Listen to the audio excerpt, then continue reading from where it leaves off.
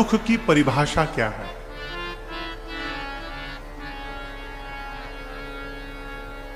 क्या बोले? आज भी मेरे से किसी ने प्रश्न किया था ये दोपहर में।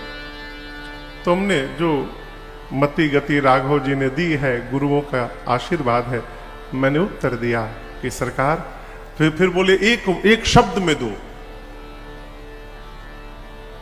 हमने कहा सरकार, परिस्थिति को मन स्वीकार नहीं कर पाता है तो हम दुखी हो जाते हैं। तो बोले एक शब्द में दो। तो मैं मौन हो गया।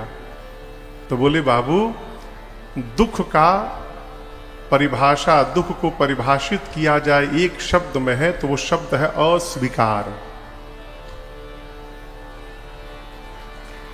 अस्वीकार। और आगे बड़ी अद्भुत बात बताएं। बोले वर्तमान परिस्थिति को अस्वीकार करते रहना ये जीव का सहज स्वभाव बन गया। ये बड़ी अद्भुत बात बोली महाराज श्री ने मेरी आज। आपको समझ में आई बात जो हम बोले? जीव जहां जी रहा है, जो जहां जी रहा है, आप नीचे बैठे हैं, आप नीचे बैठकर संतुष्ट नहीं हैं, आप सोच रहे हैं आप यहां क्यों नहीं बैठ पा रहे हैं। राजन यहां बैठा है तो मैं यहां संतुष्ट नहीं हूं, मैं सोच रहा हूं मैं वहां क्यों नहीं बैठ पा रहा हूं। जो जहां बैठा है साहब, वहां से संतुष्ट नहीं हो रहा है, और यही उसके जीवन का सबसे बड़े दुख का कारण है, अस्वीकार। इसको धीरे धीरे सत्संग में आकर, कथाओं में आकर, महापुरुषों की शरण में बैठकर इसको धीरे धीरे सुधारने का प्रयास करिए। क्या महाराज, जहां जी रहे हैं उसको स्वीकार करके आनंद में रहने का स्वभाव बनाइए। रोने से कुछ बदलने वाला। देखिए, आज कौन सा दिन है? बुधवार है आज। ठाकुर जी हरे रंग का कपड़ा पहने, आज बुधवार है। बुधवार का दिन बीतना है साहब। अब ये हमारे आपके हाथ में है कि बुधवार को रोते रोते बिताना है कि बुधवार को हंसते हंसते बिताना है। इसका निर्णय हमको आपको करना है। ये तो बीतेगा ही, कैसे बीतेगा ये निर्णय हमको आपको करना है? व्यक्ति था, वो जब देखी हंसता हुआ मिलता था। अच्छा, आपको बात बताऊं, आप बहुत प्रसन्न रहने लगोगे ना तो कई लोग को टेंशन हो जाता है। सही बता रहा हूं। आप बहुत प्रसन्न रहने लगो, कई लोगों का बीपी बढ़ जाएगा। है? एक व्यक्ति हमेशा मुस्कुराता रहता था, हमेशा आनंद में रहता था। एक दिन उसके एक मित्र ने पूछा, यार तू बता, मैं तेरी हर स्थिति जानता हूं, भीतर बाहर ऊपर नीचे सब जानता हूं, अच्छा बुरा सब जानता हूं, कौन रिश्तेदार कैसे हैं, पत्नी कैसी है, माई बाप भाई बहन कैसे हैं, मेरे से कुछ छिपा नहीं है। तू हमेशा आनंद में कैसे रहता है ये बता। उसने कहा, यार मैं रोज जब सुबह उठता हूं ना तो ये मान लेता हूं कि आज का दिन ही मेरे जीवन का आखिरी दिन है।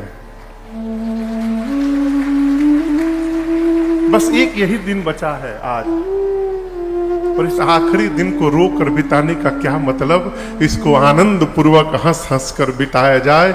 इसलिए मैं हमेशा हंसता हुआ दिखाई पड़ता हूं।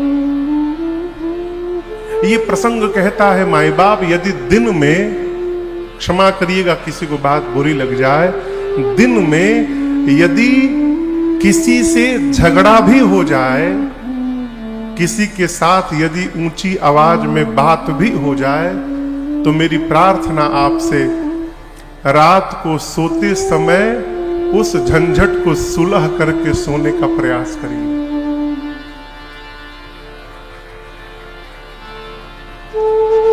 किसी से मनमुटाव हो जाए तो रात को सोने से पहले मनमुटाव को समाप्त करिए। प्रेम बनाइए। क्यों साहब? क्या पता कल आप रहे न रहे, क्या पता कल वो सामने वाला रहे न रहे।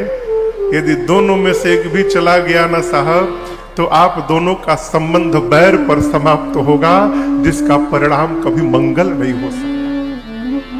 इसलिए मानव की प्रकृति है, स्वभाव है मतभेद होना। मतभेद होना तो ठीक है, मन भेद होना ठीक नहीं है। यदि किसी के साथ मनभेद हो जाए तो रात को सोने से पहले मनभेद को दूर करिए। न वो कुछ लेकर आया है, न आप कुछ लेकर आएंगे। न वो कुछ लेकर जा पाएगा, न आप कुछ लेकर जा पाएंगे। फिर ये विवाद किस बात का कर रहे हैं? उसको समाप्त करिए। यहां दर्शन करिए, प्रभु चित्रकूट में आकर बसे। लखन जानकी सहित प्रभु राजत परन निकेत, जनु बासव बस अमरपुर, सचिव जयंत समय। गोस्वामी जी कहते हैं कि रघुनाथ जी चित्रकूट में मां जानकी और भैया के साथ उसी प्रकार जी रहे हैं जैसे मानो देवलोक में इंद्र अपनी पत्नी मां सची और अपने पुत्र जयंत के साथ रह रहे हो, परम आनंद में। आनंद का संबंध अभाव से नहीं है माई बाप, आनंद का संबंध स्वभाव से है। यदि आपके स्वभाव में प्रसन्न रहने का गुण नहीं आया तो आप बैकुंठ में भी रहेंगे तो रोते हुए दिखाई पड़ेंगे। स्वभाव में यदि आपके आनंद में रहने का गुण नहीं आ पाया तो आप दुर्भाग्यशाली हैं। आनंद में रहिए। भगवान चित्रकूट में बसे। गोस्वामी जी कहते हैं अब आपको मैं वो कथा सुनाता हूं कि सुमंत जी महाराज अयोध्या कैसे पहुंचे। गोस्वामी जी कहते हैं जाई सुमंत्र दीख कसर आजा। सुमंत जी महाराज श्रीधाम अयोध्या पहुंचे हैं। सीधे मां कौशल्या के भवन में गए और जाकर महाराज दशरथ को देखा। दशरथ जी महाराज धरती पर लेटे हुए थे। ऐसा लगा मानो किसी चंद्रमा में से उसके अमृत को निचोड़ दिया हो। चंद्रमा को अमृत रहित बनाकर और आकाश से उठाकर धरती पर रख दिया हो। महाराज धरा पर मलिन वस्त्र पहने पड़े थे। सुमंत जी ने जाकर चरणों में दंडवत किया है। हे जयजीव, आपका सुमंत आपको प्रणाम करता है। यहां गोस्वामी जी कहते हैं सुमंत शब्द कान में पड़ते ही महाराज के शरीर में हलचल भया, मानो मृतक शरीर में प्राण वापस आ गया हो। अचेतन अवस्था में पड़े थे वो, उठे और तुरंत सुमंत जी को हृदय से लगाकर महाराज बोले, सुमंत कुछ बोलना मत, मैं जो पूछ रहा हूं पहले वो बताना। राम कुशल कहु सखा सने। सुमंत मेरा राम कुशल तो है ना? मैंने कहा था वापस लेकर आना। राम की आवाज नहीं सुनाई पड़ रही है। कहाँ रघुनाथ लखन बैदे।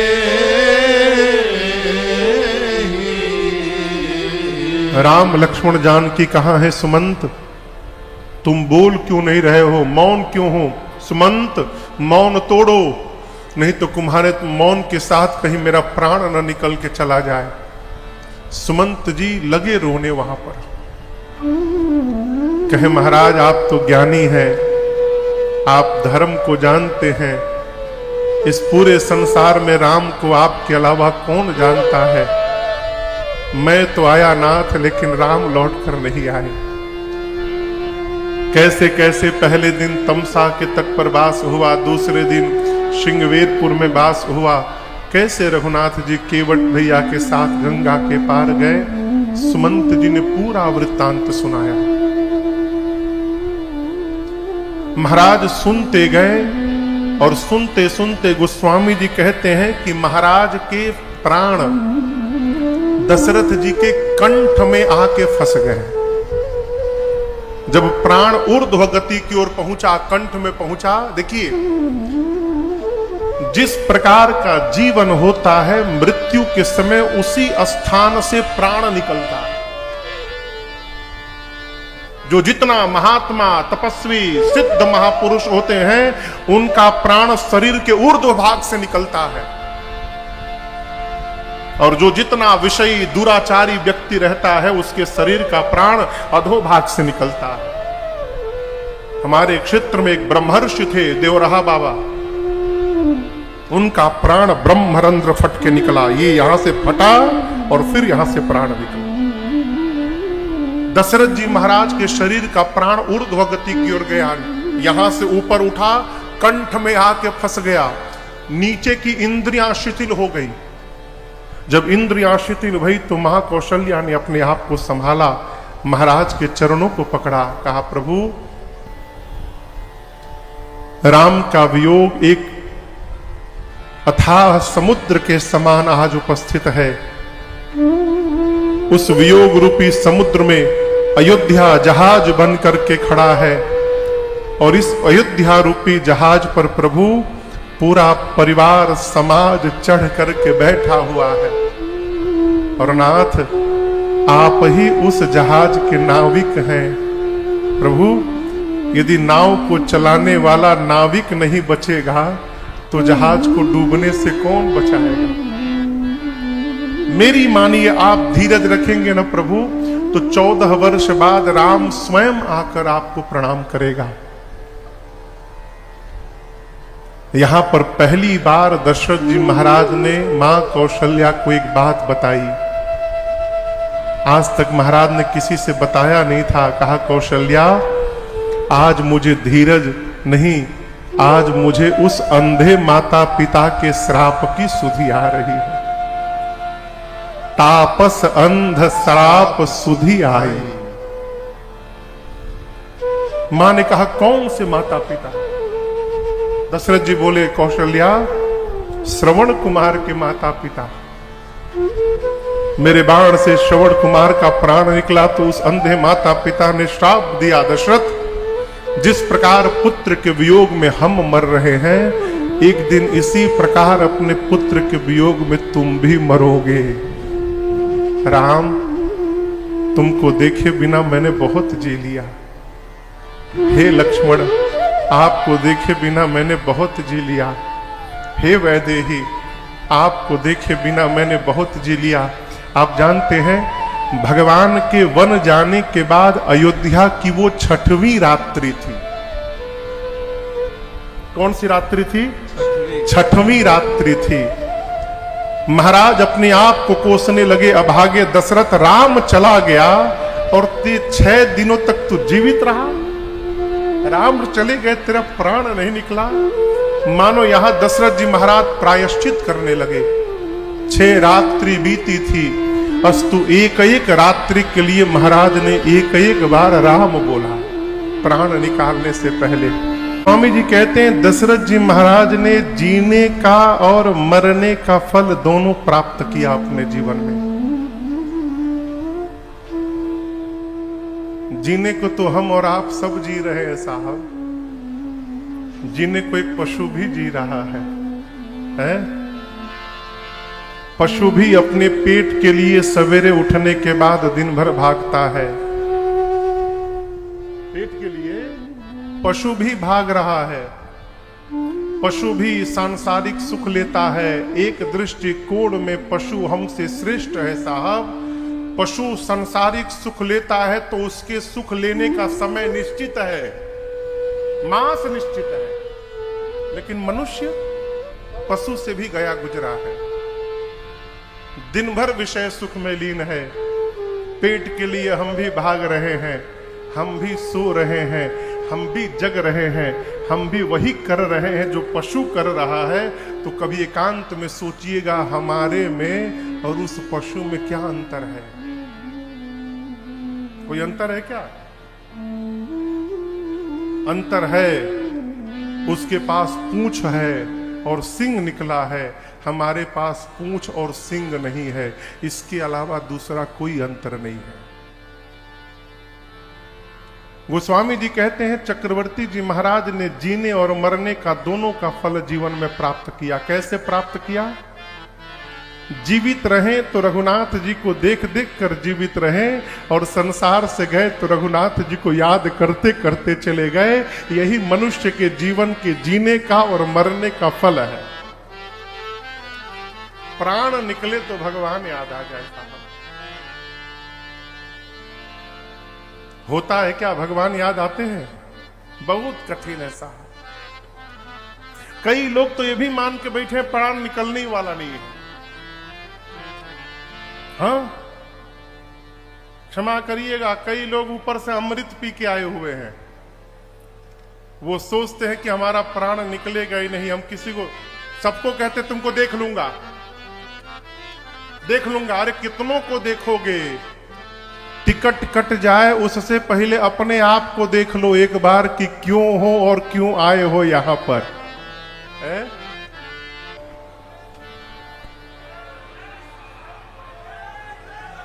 अरे जगत में कोई न परमाने है। अमृत पी के नहीं आ रहे हैं साहब, इस पांडाल में बैठकर अमृत पी रहे हैं।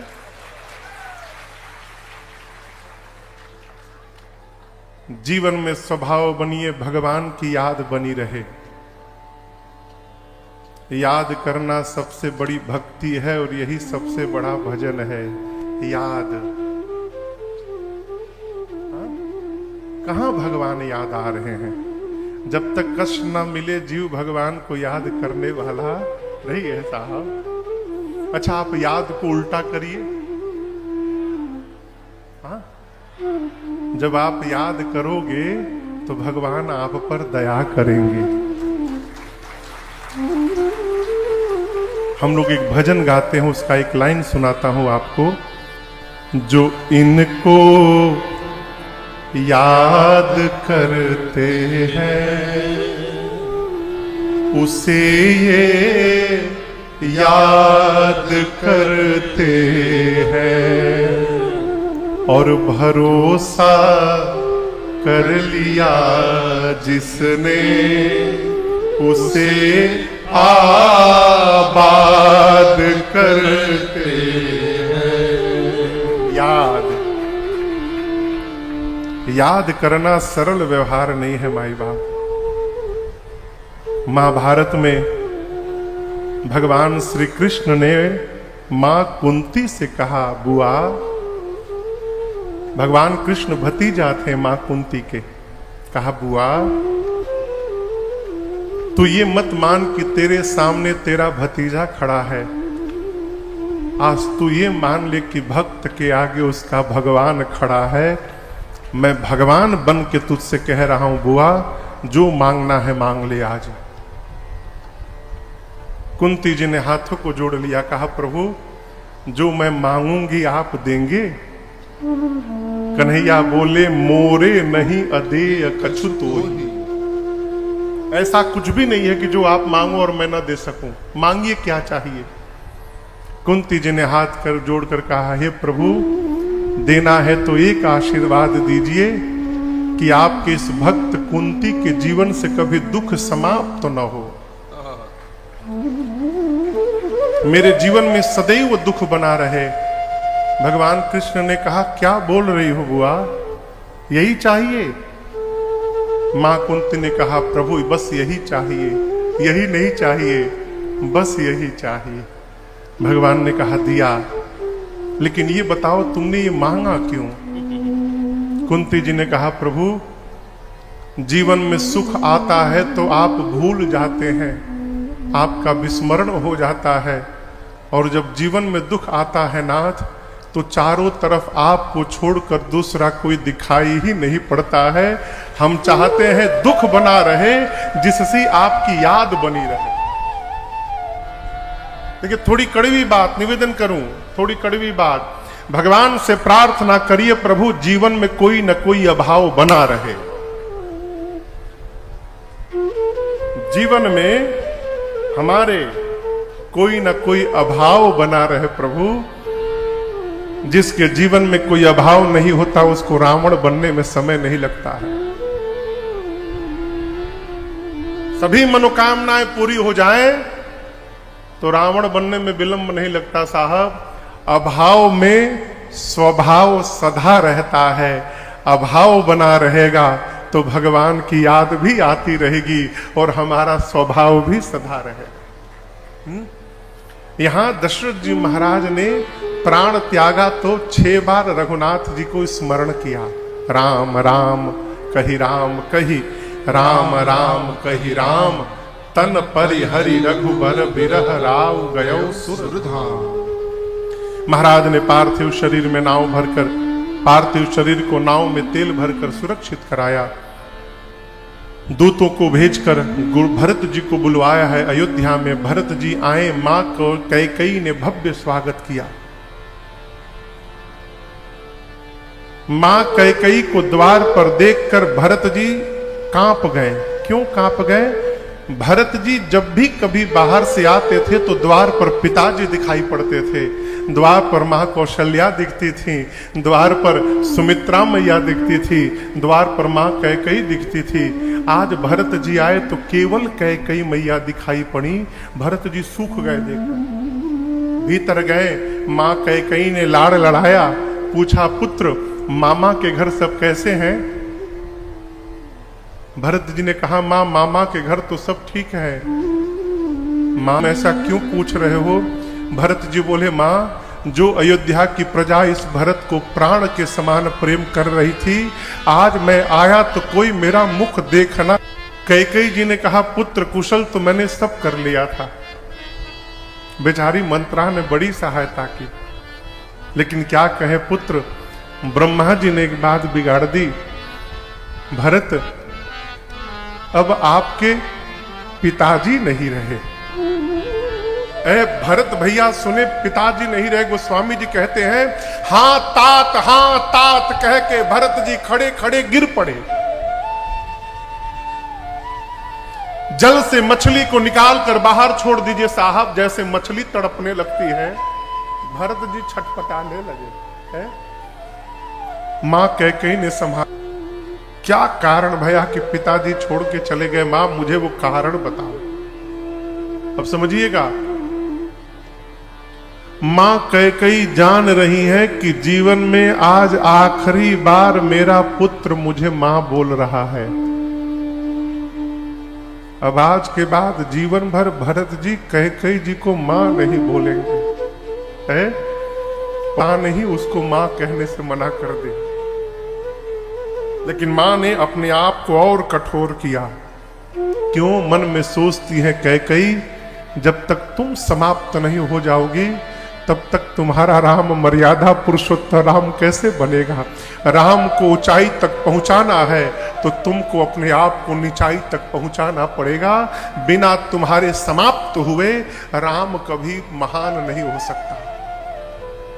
मां ने अपने आप को कठोर करके भरत जी को सब सुनाया। और यहां एक सिद्धांत याद रखिएगा, जीवन में जब बहुत बड़ा दुख दिखाई पड़ जाता है ना, तो बड़े दुख के आने के बाद जीवन से छोटा दुख समाप्त हो जाता है। आप कहीं जा रहे हैं, गिर गए, हाथ छिल गया, तो आप हाथ छिला देखकर आपको कष्ट होगा। 5 मिनट बाद पता चलेगा दाहिना हाथ तो छिला है लेकिन बायां टूट गया है। जब बाएं हाथ के टूटने की सूचना पता चलेगी तो बाएं हाथ का दुख भूल जाएंगे आप। अब तक भरत जी रो रहे थे, पिताजी नहीं रहे, कि भरत जी सुने कि मेरे भैया रघुनाथ वन में चले गए। भरत ही बिसरेऊ पितु मरन, गोस्वामी जी कहते हैं भरत जी पिताजी की मृत्यु भूल गए, स्तब्ध हो गए, मौन हो गए। क्यों पिताजी मर गए भैया, बन चले गए? भरत जी निष्कर्ष पर पहुंचे, मोर जन्म रघुबर बन लागी। भरत जी मन में सोचते हैं कैकेयी न तुम्हारा अपराध है, न पिताजी का कोई दोष है, न मंथरा का अपराध है। यदि किसी का अपराध है तो इस पापी भरत का अपराध है। इस पापी ने जन्म ही क्यों लिया? मेरा जन्म ही भैया को बन देने के लिए हुआ है। मोर जन्म रघुबर बन लागी। यहां भरत जी ने कैकेयी मैया को बहुत कुछ सुनाया। क्या सुनाया भगवान जाने। कभी न पढ़िएगा और न कभी कोई सुनाए तो बैठ कर सुनिएगा। भरत जी की मानसिक स्थिति ठीक नहीं है, इसलिए वो मां कैकेयी को बोल गए। लेकिन याद रखिए, मां कैकेयी वो सब सुनने लायक नहीं है। राम जी के लिए जितना बड़ा त्याग और बलिदान मेरी मां कैकेयी ने दिया है, किसी ने नहीं दिया साहब। मां ने अपने आप को समाप्त कर लिया। क्यों? मेरा राम मर्यादा पुरुषोत्तम राम बन जाएगा। आपके साथ श्रेय लेने के लिए तो सब खड़े रहेंगे, लेकिन आपके कमी को अपने जीवन में कौन धारण कर रहा है साहब, उस व्यक्ति का चयन करिएगा। आदि का जीवन भर सम्मान करना।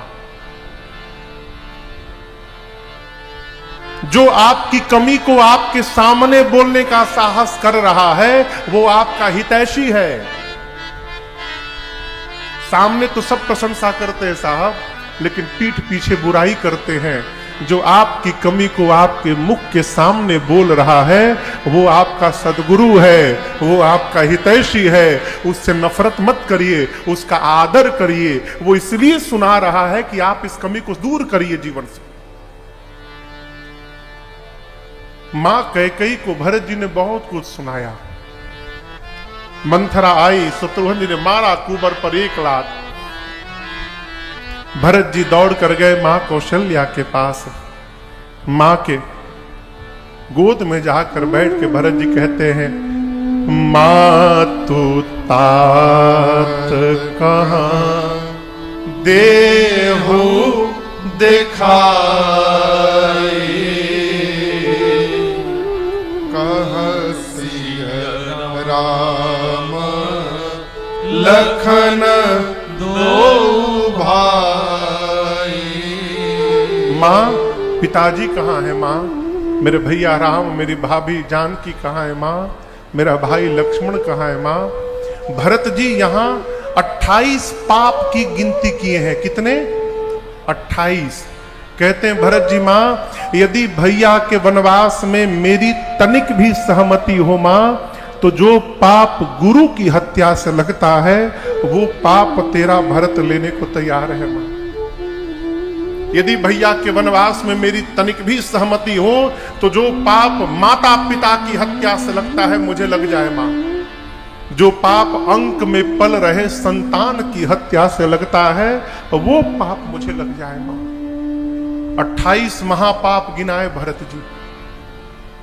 कौशल्या मैया सुनती रही है, बोली, भरत अब तुम बताओगे मुझे अपने बारे में। भरत,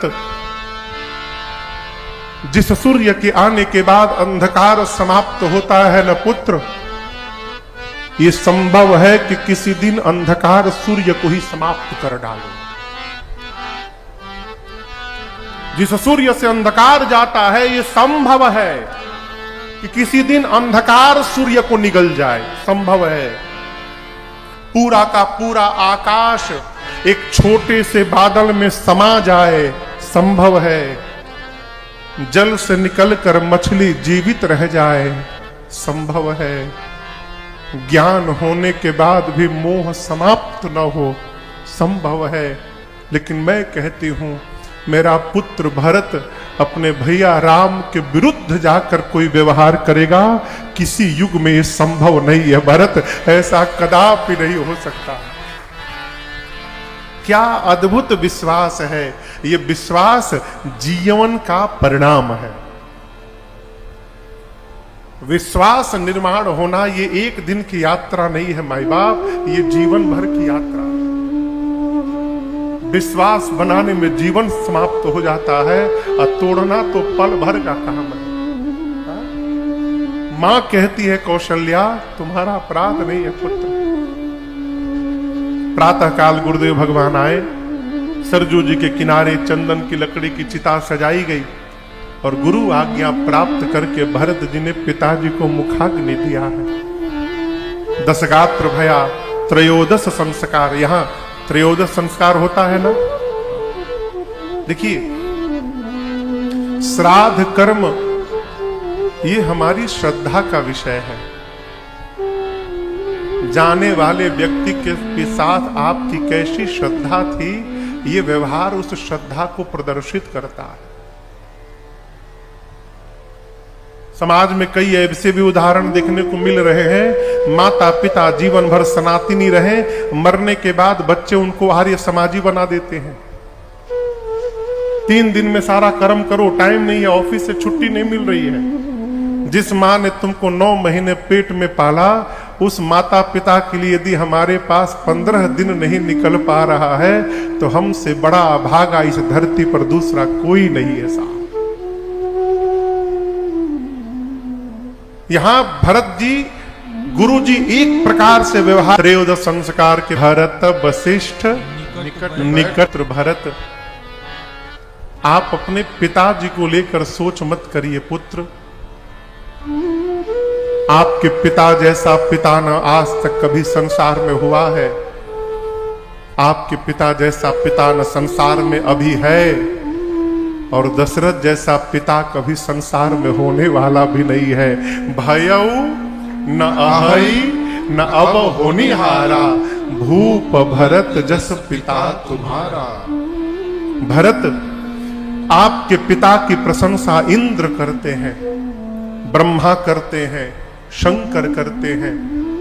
आप राम, लक्ष्मण और शत्रुघ्न जैसे जिनके 4 रत्न पुत्र हों, उस महाराज के सौभाग्य के बारे में कोई कितना बताएगा।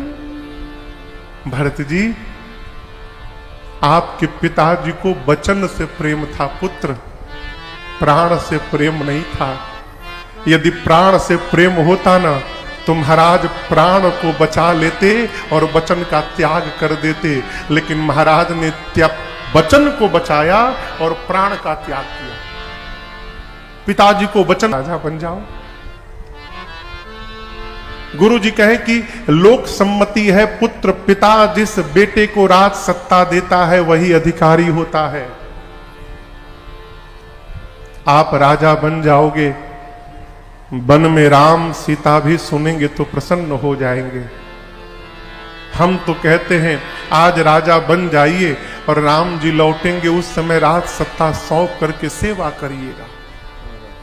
लेकिन भरत जी एक सूत्र पढ़े हैं गुरुकुल में, जानते हैं क्या सूत्र पढ़े हैं?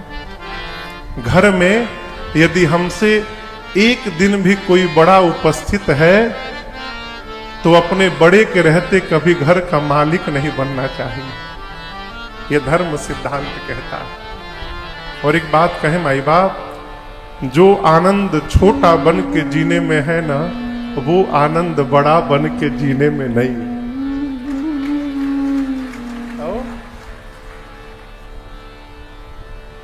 कोई भी बात हो तो हम क्या जाने, भैया जाने। कोई भी बात हो भैया जाने। घर में बड़ों का सम्मान करने का स्वभाव बनाइए। ये रुपया पैसा आज है कल नहीं रहेगा साहब, लेकिन संबंध जन्म जन्मांतर रहने वाला है।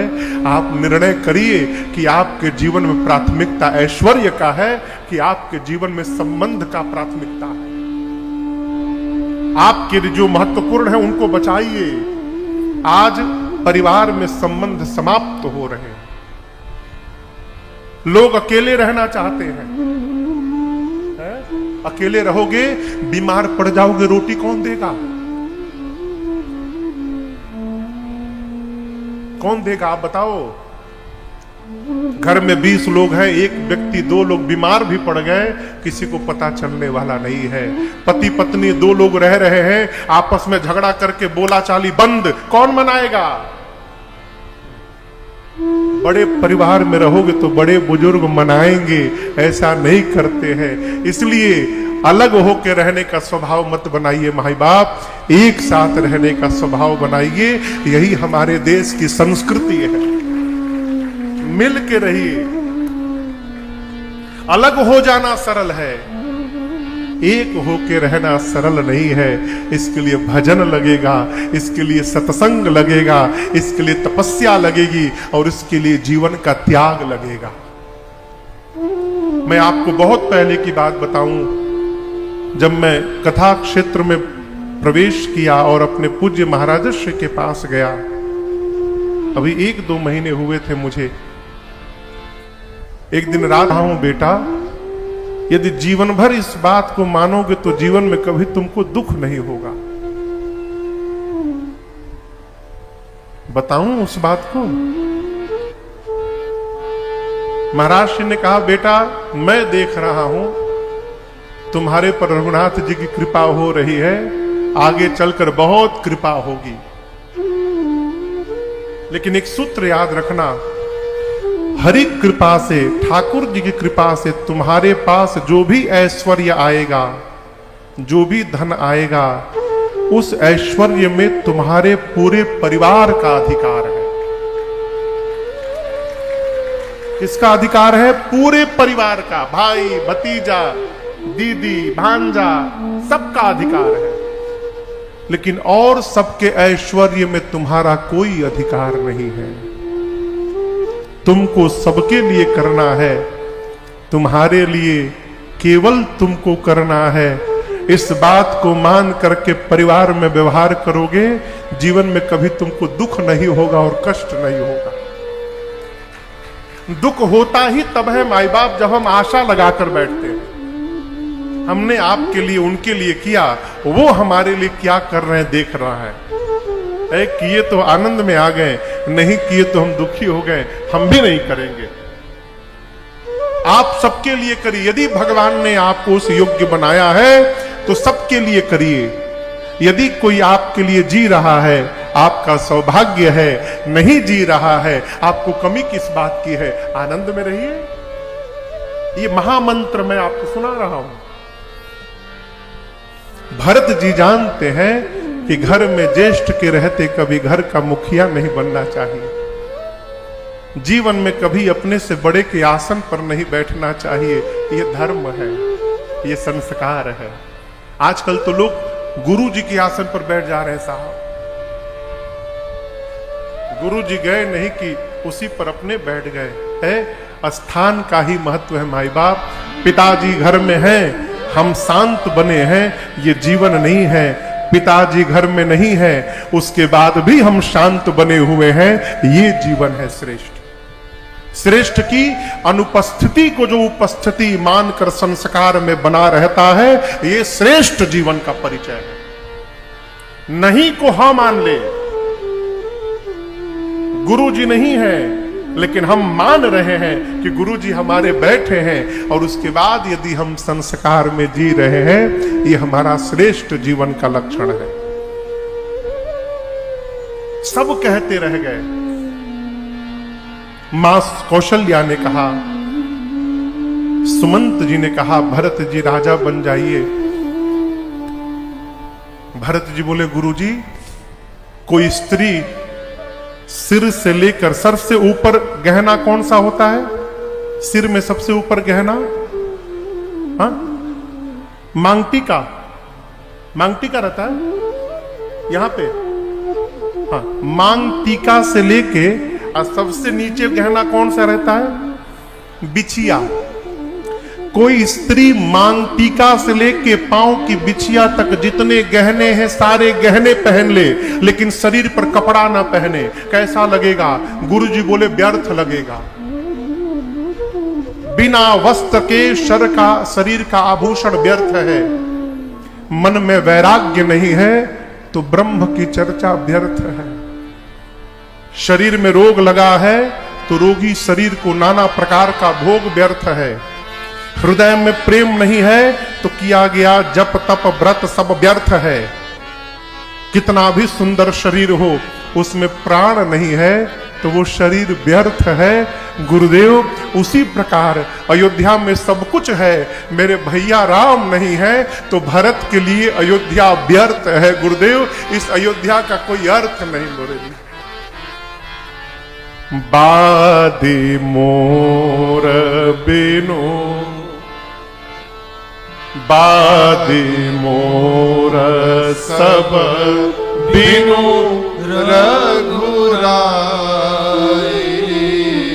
गुरुदेव आप दर्शन करिए, अभी केवल ये कहा गया है कि भरत राजा बनेगा, मैं राजा नहीं बना। अभी मेरे नाम की केवल प्रस्तावना रखी गई है कि भरत राजा बनेगा। पिताजी मर गए, बड़ा भाई वन में चला गया। आप कल्पना करिए, केवल मेरा नाम सामने आया है तो पिताजी मर गए, बड़ा भाई वन में चला गया। गुरुदेव जिस दिन ये पापी सिंहासन पर बैठ जाएगा, धरती फट के रसातल में चली जाएगी। धरती इस पापी को बर्दाश्त नहीं कर पाएगी। गुरुदेव इस सिंहासन पर चाहिए धर्मशील नर नाहू, यहां धर्मशील राजा चाहिए। आप सबने अपनी बात बता दी, क्या मैं अपनी बात बोल सकता हूं? गुरुदेव मैं क्या चाहता हूं? गुरु जी मन ही मन आनंद में झूम रहे हैं और मन ही मन कहते जय हो भरतलाल जी, जय हो भरतलाल जी। गुरुदेव ने कहा कहो पुत्र जो कह देना है। भरत जी बोले गुरु जी एक आंक इहै मन मा